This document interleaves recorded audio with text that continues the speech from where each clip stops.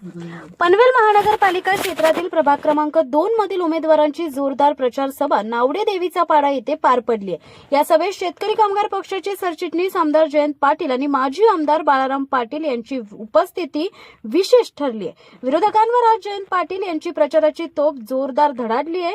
यावेळी दिवंगत नेते दत्तूशेठ पाटील यांच्या आठवणींना उजाळा देत जयंत पाटील यांनी अनेक भावनिक प्रसंग उपस्थितांसमोर मांडले। हा परिसर दत्तूशेठ पाटील यांचा बालेकिल्ला असून येथून प्रभाग क्रमांक 2 मधील सर्व उमेदवार मोठ्या मताधिक्याने विजयी होतील असा विश्वासही त्यांनी व्यक्त केला। सभेदरम्यान काही विरोधी नेत्यांच्या वक्तव्यावर टीका करत जयंत पाटील यांनी ठाकूर पिता पुत्रांवर जोरदार हल्लाबोल केलाय। भूमिपुत्रांच्या प्रश्नांवर बोलण्याचा नैतिक अधिकार त्यांनी कधीच गमावलाय असा स्पष्ट आरोप त्यांनी केला।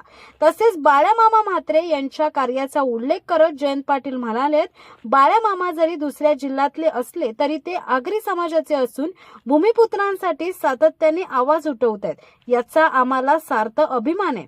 या सभेमुळे प्रभाग क्रमांक 2 मधील राजकीय वातावरण तापले असून आगामी निवडणुकीत शेकाप आघाडी मजबूत असल्याचे चित्र स्पष्ट होते। AKP मराठी, पनवेल। तुम्ही आज इथे आलेला आहात, काय सांगाल? माझ्या सगळ्या सर्व उमेदवार जे आहेत महाविकास आघाडीचे सर्व उमेदवार आहेत, पण या वॉर्डामध्ये शेतकरी कामगार पक्षाचेच उमेदवार 4 आहेत। मला वाटतं अरविंद पाटील आमच्या जिल्हा लेवलचा एक नेता आहे, त्यांनी जिल्हा परिषदेमध्ये उपाध्यक्ष म्हणून एक प्रभावी काम केलेलं आहे आणि आताच्या महापालिकेमध्ये पण केलेलं आहे। पण विशेषतः या भागामध्ये औद्योगिकरणामध्ये जो गरिबांच्या जमिनी आणि पिण्याचं पाणी आणि ते खराब होण्याचं काम होतंय ते अरविंदनी करावं, बाकीची आमची जबाबदारी आहे, कारण त्याच्यावर त्याचा माझ्यापेक्षा जास्त अभ्यास आहे। मला वाटतं या भागातला औद्योगिकरणामुळे आणि होणाऱ्या नागरिकरणामध्ये सांब्रतच्या महापालिकेने काही केलं नाही।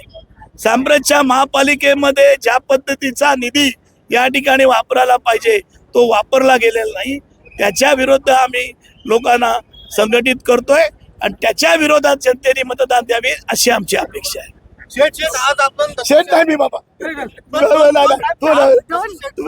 आज जास्त आठवण आली सभेमध्ये, तुम्ही बऱ्याच वेळा त्यांचा उल्लेख देखील केला, त्यांच्याबद्दल काय सांगाल? त्यांच्या बोलण्याचीच आहे। दत्तूशेठ खरे या तालुक्याचे DB पाटलांबरोबर त्यांचे सहकारी होते।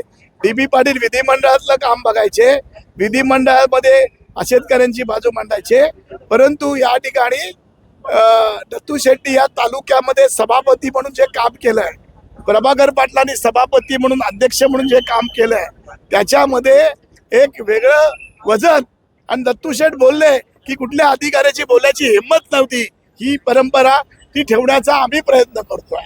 अगदी शेवटचा प्रश्न, दिवा पाटलांचं नाव भाजप देणार असं सांगत होतं, आमदारांनी राजीनामा देण्याची देखील तयारी दाखवली होती, अजूनपर्यंत दिवा पाटलांचं नाव दिलं नाही, विमान उड्डाण सुरू झालेले आहेत।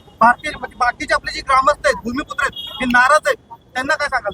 नाही, आम्ही काल पण तुम्ही कालच्या प्रेस कॉन्फरन्स तुम्ही असाल तर मला माहिती नाहीये, मी थोडा तिथे चिडलो होतो की DB पाटलांचं नाव हे दिलं गेलंच पाहिजे आणि DB पाटलांचं दिलं नाही।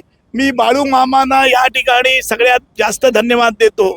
बाळू मामा या जिल्ह्यातले नाही, शेजारच्या जिल्ह्यातले आहेत, पण ते आमच्या आगरी समाजाचे आहेत आणि बाळू मामा पार्लमेंटचे मेंबर असताना त्यांनी इथे येऊन हजारो लोक ठाण्याहून आणून आंदोलन केलं, आम्ही पण आलो, स्वतःच्या भाकऱ्या स्वतःची पच्ची घेऊन ते 2 दिवस या ठिकाणी स्वतः फिरत होते आणि म्हणून याचा खरा पुन्हा उठाव हा बाळू मामांनी केलेला आहे।